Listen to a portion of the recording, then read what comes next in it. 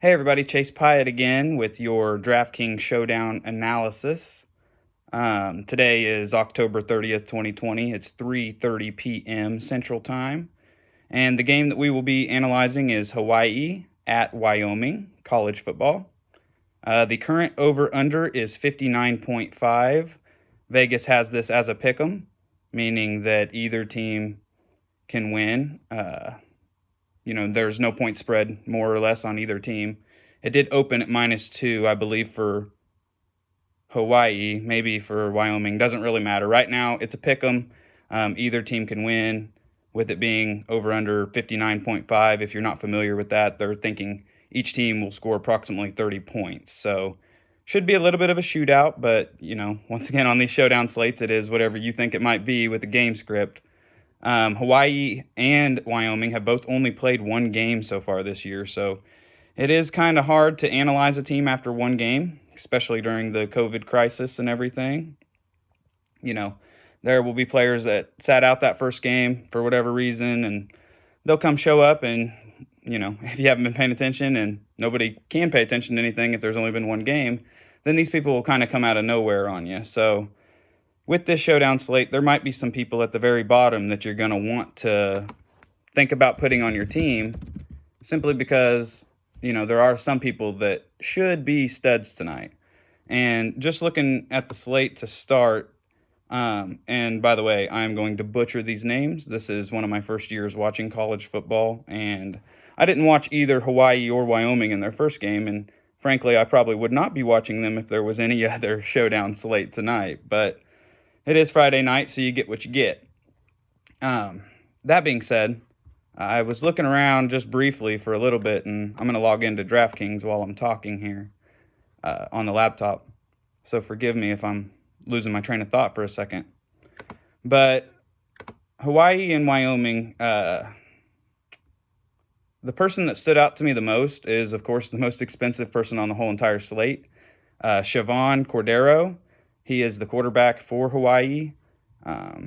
In the first game that they had, and I'm going to click around here again, the Hawaii Warriors played Fresno State Bulldogs, and they beat them 34-19. He threw the ball 30 times, completed it 20 times for no interceptions, no touchdowns in the air, for 229. So why would you want him, Chase? Well, most people know how this works. He also carried the ball for 116 yards and 2 touchdowns. Any quarterback that has the arm and the mobility, that's pretty dangerous, Not only that, but, Wyoming did let the Nevada Wolfpack put up 37 points on them in their first game. Now, it did go to overtime, but still. You don't know because you don't know how these teams will match up. But that being said, I do believe that Cordero will be very highly owned, but I could definitely see playing him as my captain because of the, dual threat. Now, that being said, there are not a ton of savings plays on this slate, so you may have to pick a couple of punt players, what I call them, and a lot of people call them, and that just means spending very low salary on players that might just, be touchdown dependent. Maybe it's a backup running back that you're hoping can just get 4 points for you. If he gets 4 points, then that's studly for a player that's in the $1,000 range. So let's see here. Another player that always stands out as well, and it's easy, it's a cop-out to say, is Levi Williams. He is the quarterback for Wyoming. Now, Wyoming, like I said, they did lose their first game to the Nevada Wolfpack, but Levi Williams is their quarterback, and he did throw 31 times, 16 completions, 227 yards, a touchdown, and a pick. I don't know. I like him. He's okay, but quarterbacks are always really pricey because their floor is so high. The best player, I believe, probably on Wyoming, and wow, this name, is it Xavier Valladay? I'm sure. Again, sorry about that, guys. I butchered that, but Valladay is the running back for Wyoming, and he does appear to be super studly. I mean, he did have 22 carries for 87 yards.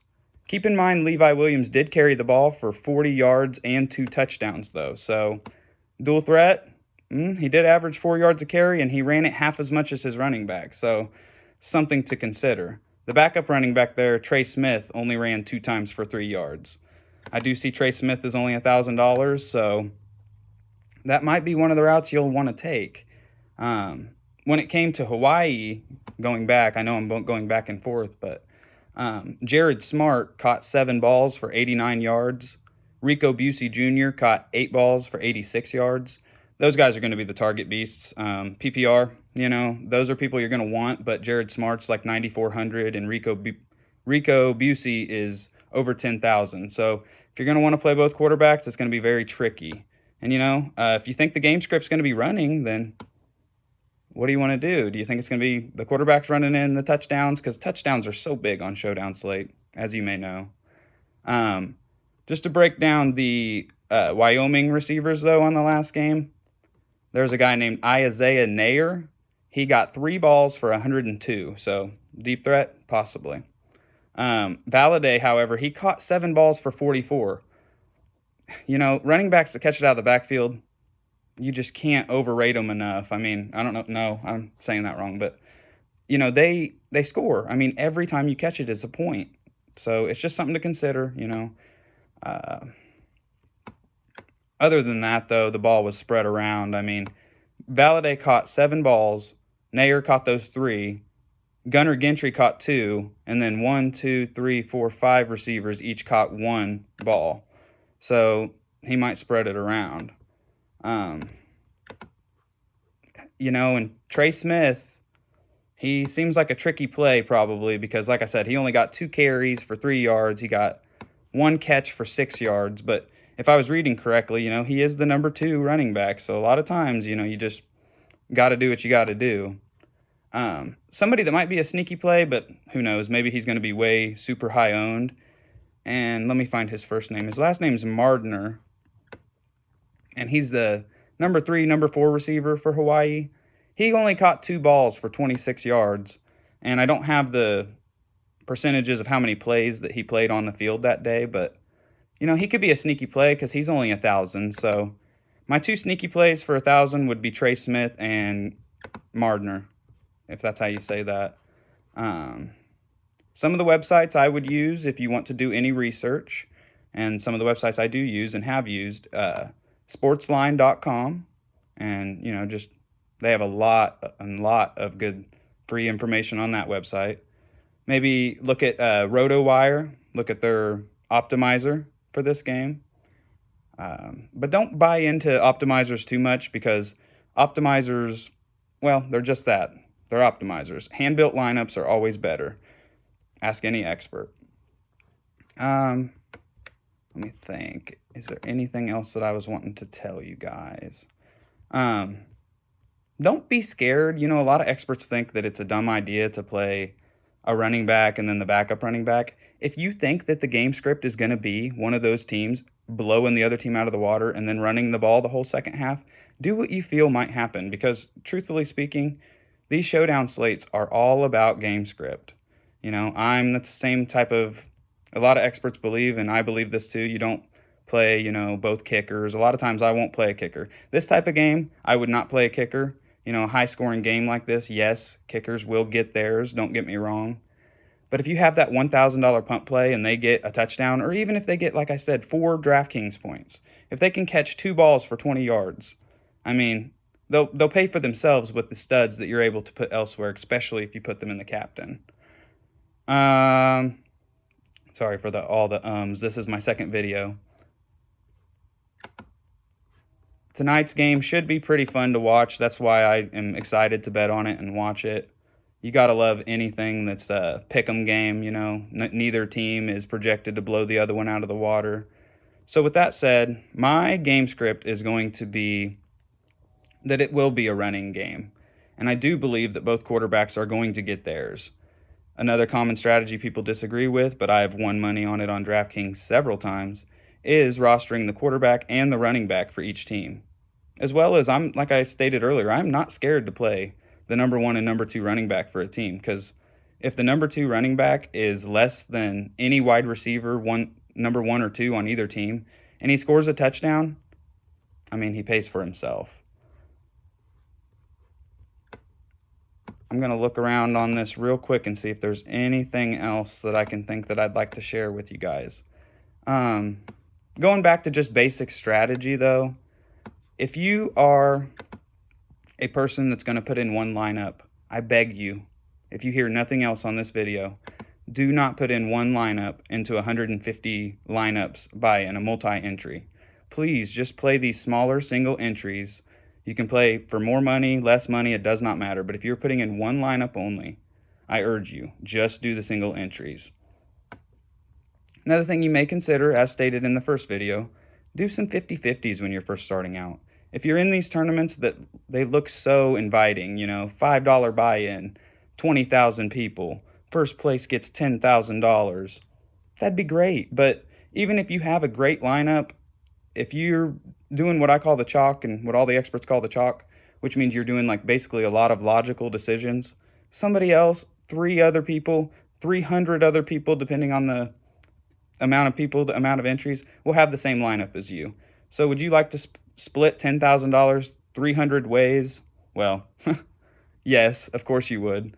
And then anyways, but the thing is, when you're first starting out, I guarantee you'll have more fun and more success joining the 50-50 buy-ins because the top 50% get paid. And if you're being very logical and everything like that, you should make the money. If not, okay. But then, you know, if you're not making the money in the 50-50s, you're definitely not making the money in the ones where almost every tournament you only get top 20%, top 23%. So once again, these are just the last little things that I would urge you to do. My super studs that I would put in my lineup, and I will have for sure, is Cordero and Valladay. I like some of the receivers. The top 2 receivers, Smart and Busey, look good for Hawaii. Where do you think those balls will go? Will it be more of a running script? You know, Miles Reed, Hawaii running back, looks very good. Turner, his backup, looks very good. They're both 8,000 and 13,200 for Miles Reed. Oh, no, that'd be at the captain position. I'm sorry. 8,800 for Miles Reed and 8,000 for Turner. But, you know, and you never know how game script will go. But remember, like, for instance, in that scenario, Reed, he got 21 rushes on the last game, 109 yards. The bulk of the carries, 5.2 average. But Turner, on the other hand, he had 8 carries for 60 yards, 7.5 average, but he had 2 touchdowns. And Siobhan Cordero stole those other 2 on the ground. So what will happen? Who knows, really, right? That's why we play the game. It's fun. When it comes to Wyoming, though, you can pretty much be pretty sure that Valladay is going to get the bulk of the carries, and he's going to get some catches. So, you know, Valladay, Cordero, definitely people that I could see captaining. Smart, even if you think that he's going to blow up over Busey, you know, you could use Reed. And I know this is somewhat all over the place. I apologize. I don't have all of my thoughts completely collected. But I will say once again, the punt plays to just watch out for Trey Smith and Mardner. So I think I'm going to end it on that, guys. If you have any questions or if you'd like to leave a comment, like, subscribe, anything like that, I would really enjoy that. I like making these videos. It's only the second one. Hopefully I get better as I go. Once again, though, please subscribe, please like. I'm Chase Pyatt, your boy. Have a good day.